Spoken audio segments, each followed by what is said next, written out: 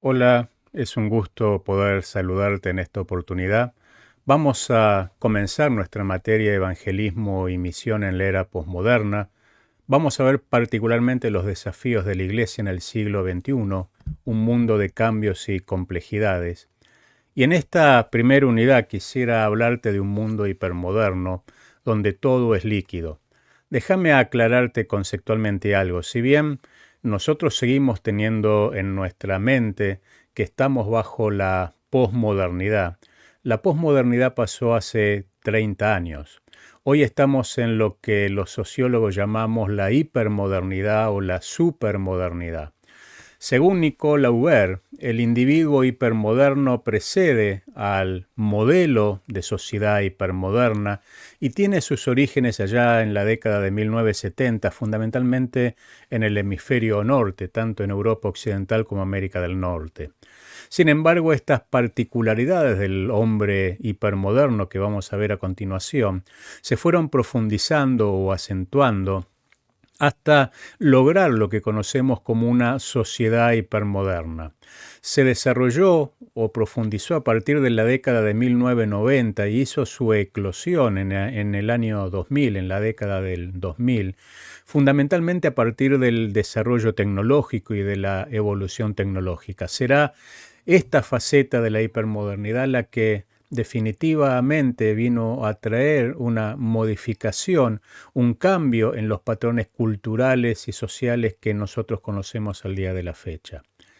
El hipermodernismo estipula un mundo en el cual el objeto ha sido reemplazado por los atributos del objeto. ¿Qué te quiero decir con esto? Es más importante cómo yo me vendo, lo que los demás perciben de mí, la imagen que tienen de mí, la realidad que ven de mí, que aquella verdad que es realmente sine qua non respecto de mi persona. Es más importante las características, lo externo, el caparazón, que aquello que hay realmente en mí. Y esta es una de las características más importantes de la hipermodernidad. Nuevamente, déjame repetirte que encuentra su validación, su punto de culminación en el valor de la nueva tecnología. Y esto va a superar incluso las barreras de las limitaciones naturales y vamos a ver que nuestra vida cotidiana en su totalidad hoy se encuentra absolutamente virtualizada y la vivimos en las redes sociales. En la sociedad posmoderna reina la indiferencia de masa. Esto es, se privilegia fundamentalmente la autonomía privada, tiene un rol que no se discute, la privacidad de la persona. Se privilegia la elección individual, las características individuales, la privacidad de la persona, una persona que es sumamente egocéntrica, individualista y narcisista al extremo. Pero esta es otra característica importante del mundo hipermoderno. Por eso es tan difícil llegar con el mensaje del Evangelio, cuando las personas se cierran tanto y vivencian de manera tan particular su individualismo. Se ha definido que ya en la sociedad postindustrial había una especie de religión de autoservicio, una religión a la carta, dicen algunos, una religión individualizada. Algunos sociólogos hablan de las personas que creen sin pertenecer o que tienen pertenencias híbridas, esto es, porosas, espontáneas. El individuo se pone en el centro de la escena religiosa. Ya no es la institución eclesiástica, ya no es la iglesia como institución, incluso ya no es Dios como centro de nuestra relación de fe, sino que estamos en la época en la cual el hombre se puso en el centro de la experiencia religiosa y la experiencia religiosa es relevante para mí en la medida que, como dice ahí, el entretenimiento, el show, lo que yo llamo la cultura de la plataforma, me hace vivir experiencias importantes. Todo pasa por cómo yo me siento, cómo yo experimento, lo que me hace bien y lo que no me hace bien. Sin duda, esta particularidad de la virtualidad, de la pertenencia religiosa que no necesariamente tiene que acudir a un templo, se profundizó con la pandemia. Y el COVID-19 vino a profundizar, a exacerbar la realidad de lo que se conoce como los exiliados evangélicos. ¿Qué son los exiliados evangélicos? Aquellas personas que, por ejemplo, en una encuesta contestarían que son evangélicos, pero que no se congregan en ninguna iglesia, que no asisten a ninguna iglesia, porque cuando uno indaga en ellos van a decir que no necesitan la mediación de un pastor, de un sacerdote, de un rabino, van a decir que ellos son los que se relacionan con Dios de manera individual y no necesitan la experiencia comunitaria de otras personas. Van a decir que no se congregan porque la iglesia los hirió, los lastimó, porque no se sintieron cómodos, por un montón de factores. Ese grupo de exiliados evangélicos, si hoy miramos nuestros países latinoamericanos, van a superar ampliamente el 50% y en algunos casos llegan hasta el 60%. Esta realidad incluso se vivencia de manera muy particular en los Estados Unidos, donde supera casi el 57% este tipo de personas. Según Enrique Times, Habermas, el famoso sociólogo, siempre había criticado el hecho de la cultura del consumo, ¿sí? El consumismo. Y será Lipovetsky el que, a partir de un claro paradigma de fondo, venga a decir que efectivamente el consumo es algo superficial y que tiene efectos negativos sobre el individuo y la sociedad, pero no importa. El hombre hipermoderno es altamente consumista y dentro de la escala del espectro del consumo también ubica la fe y la experiencia religiosa en un amplio abanico de ofertas religiosas que hoy están presentes. Puntualizando lo que va a definir Gilles Lipovetsky respecto de la hipermodernidad, es que la característica que tiene es la de ser una sociedad liberal, caracterizada por el movimiento, la fluidez, la flexibilidad. El hombre es hipernarcisista, si bien es maduro, es responsable y es organizado, pero también tiene síntomas que tienen que ver con la desestructuración y es altamente individualizante, es altamente privatizado y se ajusta solamente a la experiencia como forma o parámetro para vivenciar su vida. Si pudiéramos pensar en el hombre como centro de nuestra sociedad, veríamos que estas son las particularidades más importantes que tiene. En primer lugar, obviamente, el consumo. El hombre es altamente consumista, le gusta el espectáculo, el show, el evento, y esto incluso las iglesias lo han trasladado a los cultos, a sus servicios, a sus eventos, a sus conciertos, a sus actividades. Si podemos tener 25 o 30 músicos en plataforma, mejor. La mayor cantidad de músicos, la mayor cantidad de efectos, tiene que ser una dinámica entretenida. El hombre hipermoderno le gusta el evento. Todo es relativo para él, todo lo cuestiona, todo lo ve desde su punto de vista, independientemente de lo que diga la iglesia, la institución educacional, la justicia, no importa quién sea. Lo que a él le interesa es lo que él piensa, lo que él siente y lo que él vivencia. Por ende, es altamente individualista. Es espiritual porque cree en Dios. Lo que pasa es que cree en Dios no de acuerdo a los cánones institucionales eclesiásticos, sino que cree en Dios de acuerdo a su propia percepción, a su propia visión, a su propia experiencia. La seducción obviamente es un factor importante, le seduce, lo atrae a aquello que le gusta, que le brinda placer, que le brinda alegría. Vive y vivencia todo en la virtualidad, obviamente mediante la tecnología. Estamos en una, va a decir Zygmunt Bauman, en una modernidad que dejó de ser sólida para ser líquida. Es como que las instituciones se los escurren como el agua entre los dedos y les cuesta mantener su forma, les cuesta mantener su valor, les cuesta mantener su centralidad. Y obviamente dentro de estas instituciones también está la iglesia. Por eso el filósofo coreano, radicado hace muchos años en Alemania, Byung-Chul Han, él va a hablar de que vivimos en una sociedad expuesta, en la cual cada sujeto es objeto de su propia publicidad. Él se vende en las redes, él crea, él vivencia su imagen en las redes y solamente muestra aquello que él quiere que los demás descubran, que los demás vean, que los demás sientan. La cultura hipermoderna se va a caracterizar, como venimos diciendo, por el debilitamiento del poder regulador de las instituciones colectivas. No importa cuál sea la institución, justicia, educación, escuela, seguridad, policía, iglesia, estamos en la era del vacío. Estamos en la época en la cual el hombre tamiza todo de acuerdo a su percepción individual. En la cultura hipermoderna el uso de las pantallas es frecuente, la exposición en la red es frecuente y particularmente para aquellos que nosotros llamamos la generación Z, esto es, todos aquellos nacidos después del año 1995, que son nativos digitales, multitasking, multipantallas y que todo, absolutamente todo lo viven en las redes sociales. Cuando nosotros pensamos en las redes nos vamos a dar cuenta que las mismas son relativamente muy nuevas, ¿sí? No hay un trasfondo histórico importante. Pensemos que Facebook, una de las más antiguas, es del 2004 y ya ni siquiera los jóvenes y adolescentes la usan. Pensemos en Twitter desde el 2007, en WhatsApp desde el 2009, Instagram fue creado en el 2010, Snapchat en el 2014, TikTok en el 2016, Discord en el 2019, son todas redes relativamente nuevas con muy poco tiempo, pero que han estallado en cuanto al uso, masividad y la frecuencia con que los jóvenes y adolescentes ingresan a las mismas. Esta generación Z, ¿sí? Los llamados también adolescentes digitales, han aprendido, ya no son como la generación anterior, la de los millennials.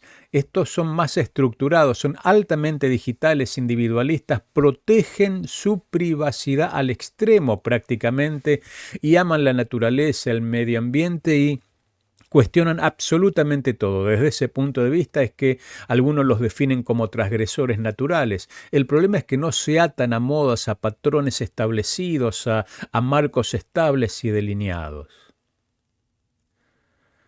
Cuando evaluamos nuestro mundo relacional, vamos a notar que es un mundo de comunicaciones casi impersonales, que tienen por finalidad automostrarnos y gratificarnos con la imagen soñada que no necesariamente, como decíamos, se condice con la realidad vivida. Lo importante es cómo yo me quiero mostrar y que los demás me vean de acuerdo a cómo yo pretendo mostrarme. Esa realidad puede ser muy distinta, muy lejana de cómo yo soy en realidad, pero hay una deliberada elaboración de la realidad virtual, casi paralela, en la cual no conocemos a la mayoría de las personas con las cuales interactuamos, pero con un like nos quedamos conformes, con un me gusta estamos contentos. Lo importante es ser masivos y llegar con nuestra imagen a muchas personas sin medir mediante el like y mediante los me gustas y mediante los mensajes, cómo mi imagen está siendo percibida y hay toda una construcción trabajosa de bastante afán y puntillosidad en la imagen que queremos mostrar. Sin embargo, estamos en un contexto donde Dawkins y Bauman van a hablar, hay una ausencia rotunda de valores, vivimos en un mundo signado por la indiferencia y ellos van a llamar a estas caracterizaciones actuales, estamos en medio de una ceguera moral. Y esto es así, la creciente injusticia social, pobreza, desocupación, marginalidad, guerras, desocupación y un montón de otras realidades sociales que nos golpean día por día, hacen que ellos digan y afirmen que el mundo está inmerso en una ceguera mundial, en una ceguera moral creciente.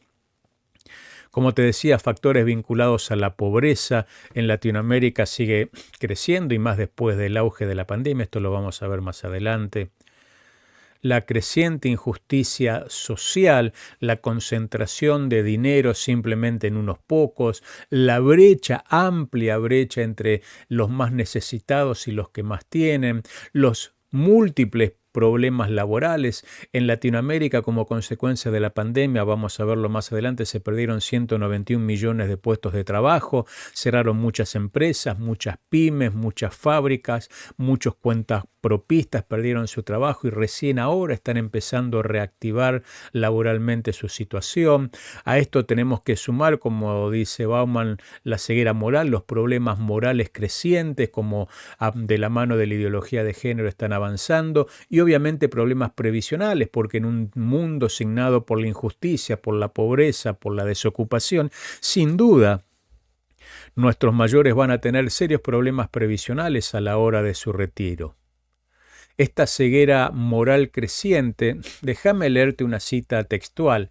Va a decir Bauman y Donskins, el mal no se limita a la guerra o a las ideologías totalitarias. Hoy en día se revela con mayor frecuencia en la ausencia de reacción ante el sufrimiento del otro. Pensá que esto lo están diciendo sociólogos absolutamente seculares, ¿no? Están hablando de la ausencia de reacción ante el dolor, ante el sufrimiento del otro. Al negarse a comprender a los demás, en la insensibilidad y en los ojos apartados de una silenciosa mirada ética, esto es, hay una especie de complicidad, dicen ellos, la verdad más sorprendente y desagradable del presente es que el mal es invisible, por tanto es mucho más peligroso que esos demonios y espíritus perversos que conocemos a través de los trabajos de filósofos y literatos. El mal es ineficaz y está ampliamente disperso. Ellos están diciendo y sosteniendo que este mal invisible, ¿por qué invisible? Porque aumenta, está ampliamente disperso, difundido, sin embargo parece que fuera ineficaz porque no lo palpamos, no lo vemos, no lo podemos vislumbrar de manera lineal, pero es creciente. Y ellos van a decir, desgraciadamente la triste verdad es que habita en cada ser humano sano y normal. Y esto lo sabemos nosotros, los cristianos, como la Biblia enseña, como consecuencia del pecado. Pero lo peor no es el potencial para el mal presente en cada uno de nosotros, terminan diciendo ellos, sino las situaciones y las circunstancias que nuestra fe, nuestra cultura y nuestras relaciones humanas no pueden detener. El mal asume la máscara de la debilidad y al mismo tiempo es la debilidad. Es la debilidad del hombre que termina viviendo y maltratando a espaldas del otro, pero también es una máscara que no nos deja ver la realidad del sufrimiento ajeno. Esta ceguera moral creciente es una lamentable caracterización de la hipermodernidad, de esta sociedad hipermoderna en la cual estamos todos, donde el mal es creciente, el pecado es creciente, el individualismo es creciente y estamos caminando con rumbo incierto hacia el futuro. Quisiera decirte que el consumismo oculta una dura realidad. Y tenemos que pensar que el consumo se da en términos netamente económicos, y si bien presuponemos nosotros que se da sobre bienes que se encuentran en el comercio, fuera del ámbito espiritual, déjame decirte que no es tan así. El consumismo también acontece en la producción de bienes espirituales y en la cultura material del campo evangélico. De hecho, en la iglesia se dan dinámicas vinculadas, por ejemplo, la literatura, la música, películas, ropa, billutería, objetos cristianos varios como tazas, lapiceras, lápices, almanaques, cuadros, vasos, anotadores, entre muchas otras cosas. Esta fachada del consumismo que nos hace en el mundo hipermoderno tratar de tener un frontispicio que nos dé una alegría o algo de regocijo muy banal y muy temporal, también sucede en el mundo espiritual, en el mundo religioso. Y a veces, fruto de ese comercio, de ese consumo, pensamos que también los bienes espirituales pueden ser comercializados. En definitiva, el universo en estos tiempos se volvió liviano en la percepción general, pero en realidad no es tan liviano como parece. Engendra, a partir fundamentalmente de la pandemia del COVID-19, una pesada tarea y carga vinculada a la salud, la tristeza, el duelo, la necesidad, la pobreza, la desocupación, el temor y la incertidumbre. Déjame explicarte esto unos segundos. En nuestra percepción, pareciera ser que el mundo de hoy en día es superficial, es consumista, virtual, y esto es cierto, pero en el fondo, cuando uno empieza a indagar, empieza a explorar en el corazón de las personas, empieza a tomarse el tiempo para hablar con las personas y le da a las personas la oportunidad de abrir su corazón, vamos a ver que detrás de la pantalla del consumo, del evento, del show, de las redes, hay una carga profunda que la pandemia vino a acentuar. Pensemos en la cantidad de los miles y miles y miles y miles de personas que perdieron familiares queridos, seres amados y que no pudieron darle el último adiós, no pudieron hacer un velatorio, no pudieron tener el duelo respectivo, la pobreza que se incrementó, la desocupación, el temor a nuevas enfermedades, a nuevas pandemias, a nuevos riesgos, la incertidumbre de lo que va a pasar mañana. Esto es lo que está en el fondo de las personas, independientemente de la caparazón y de la superficie de consumo hipermoderno. Por ende, la Iglesia está llamada a enfatizar la cruz y a seguir predicando el Evangelio, porque las necesidades del hombre, vamos a ver a lo largo de esta materia, siguen siendo básicamente las mismas, y pese a toda la vorágine de cambio tan repentino, Dios sigue siendo el mismo ayer, hoy y por los siglos, y sigue siendo la única respuesta para las personas. Déjame decirte que no solamente las instituciones sociales se han debilitado, sino que también las religiones están en esta dinámica pendular que se sucede en torno a las instituciones, a las cuales debemos considerar, insistimos, como realidades funcionales y dinámicas, y en el caso particular las iglesias y fundamentalmente las denominaciones, hoy por hoy están desprovistas para el análisis de todo bagaje espiritual que poseen y son confrontadas. El pueblo, la masa de creyentes, objeta no solamente muchas veces la institución religiosa, sino la institución denominacional, a tal punto que muchos están hablando hoy del postdenominacionalismo. Las iglesias funcionan en redes, las personas se sienten partes de una identidad mayor que es la de ser evangélico, vamos a ver más adelante. Hay un debilitamiento en las paredes, en la porosidad de la institución iglesia, y esto es importante que lo tengamos en cuenta.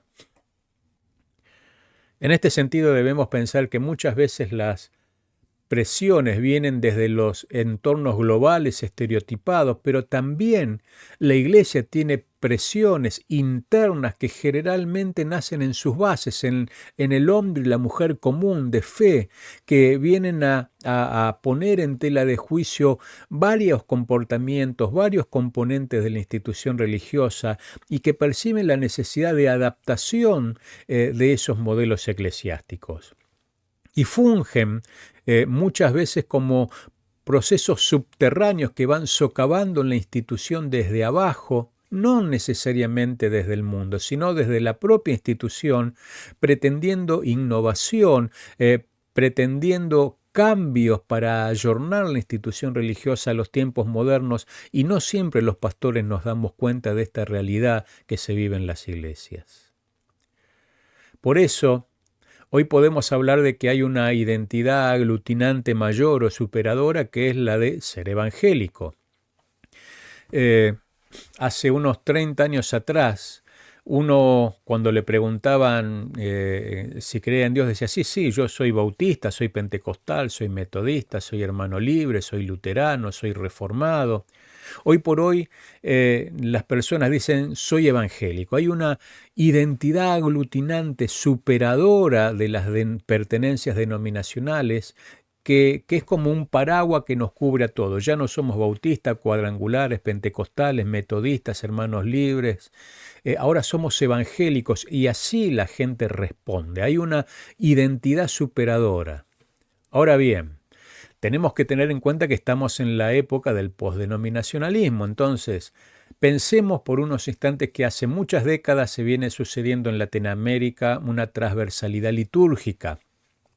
Hoy, cuando entramos a una iglesia, no nos damos cuenta si es bautista, pentecostal, metodista, luterano o de los hermanos libres, porque cantan las mismas canciones, tienen las mismas formas, tienen los mismos ritos. Quizá hay cambios en los sermones, en algunas particularidades, pero en líneas generales hay una transversalidad, una uniformidad litúrgica que, de la mano de la nueva reforma apostólica, donde las iglesias trabajan más en redes que bajo parámetros denominacionales, sumado a la presencia de agencias paraeclesiales, que son aquellas instituciones que trabajan transversalmente respecto de las iglesias y que tratan de unir la individualidad de cada congregación en esfuerzos conjuntos. Por ejemplo, Una agencia paraeclesiástica será la Asociación Billy Graham, la Asociación Luis Palau, Jucún, Jóvenes con una Misión, Canción y un montón de otras instituciones que tratan de aglutinar iglesias para optimizar los esfuerzos conjuntos.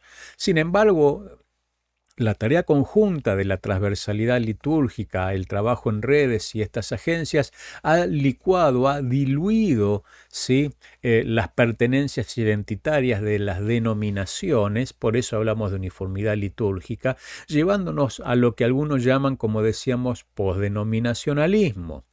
Sin embargo, el trabajo en redes, más por afinidad, por objetivos, que por compartimentos estancos de creencias y prácticas denominacionales, en el fondo, debido a temas vinculados con aspectos legales, impositivos o administrativos, terminan también siendo como denominaciones quizá un poco menores, obviamente de menor envergadura, pero terminan funcionando desde el punto de vista administrativo como si fueran denominaciones. Ciertamente es que más allá de las opiniones, visiones o tiranteses que podamos pensar en torno a este tema, la idea del postdenominacionalismo llegó al campo evangélico para quedarse y se está desarrollando de manera muy enfática en estos años. Déjame decirte que en este contexto las personas vivencian los cambios de manera diferente. De hecho, todas las modificaciones institucionales vistas son transparentes y gran parte del proceso de la unidad de la Iglesia. En el fondo, los hermanos se sienten parte de esta identidad mayor superadora que es la de ser evangélicos y seguramente con la influencia de la ideología de género, con esfuerzos conjuntos de otras ramas, por ejemplo del cristianismo como el catolicismo, van a tenderse a una identidad superadora que va a ser la de ser cristianos. Pero en el fondo, más allá de esto, las personas vivencian su fe como se muestra ahí en esa imagen, desde la soledad de su privacidad. Y vivencian desde el individualismo, porque en el fondo son hipermodernos, su espiritualidad. Una espiritualidad que es muy personal, muy individual. El individualismo se lleva al extremo. De hecho, las personas seleccionan desde el living de su casa qué predicador escuchar, qué pastor oír, qué grupo musical escuchar, quién le ministra, quién le ora. Todo desde la comodidad de su casa con el control remoto en su mano, con lo cual a nuestros miembros lo estamos pastoreando nosotros, pero también múltiples pastores que nosotros ni nos imaginamos. Por eso hablamos de ministración selectiva, porque no es que ven solamente el culto de nuestra iglesia, ven el culto de nuestra iglesia y el culto de otras 10 iglesias más y escuchan muchos pastores al predicador A, B, C, D, E y ellos van seleccionando quién quiere ministrarlo, con lo cual ya están fuera de nuestro alcance y de nuestra perspectiva. Y todo esto centrado en lo que dijimos, la cultura del evento o la cultura de la plataforma, aquello que me hace bien, aquello que me da tranquilidad, aquello que me hace sentir mejor. Por ende, necesitamos los pastores hacer un seguimiento dinámico y muy individual de cada una de las personas, de cada uno de nuestros hermanos. Y ese seguimiento dinámico tiene que tener un anclaje muy fuerte en el Nuevo Testamento. Mirar los principios espirituales del Nuevo Testamento, que lo vamos a ver más adelante en esta materia, pero centrar nuestra visión y pedir el auxilio, la ayuda en oración del Espíritu Santo para que Él nos ayude a vislumbrar y a tener sabiduría en este contexto tan particular en el cual estamos viviendo.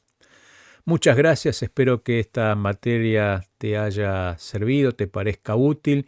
Esta es la primera unidad, nuestro primer encuentro, y vamos a encontrarnos nuevamente para seguir profundizando acerca de esta realidad.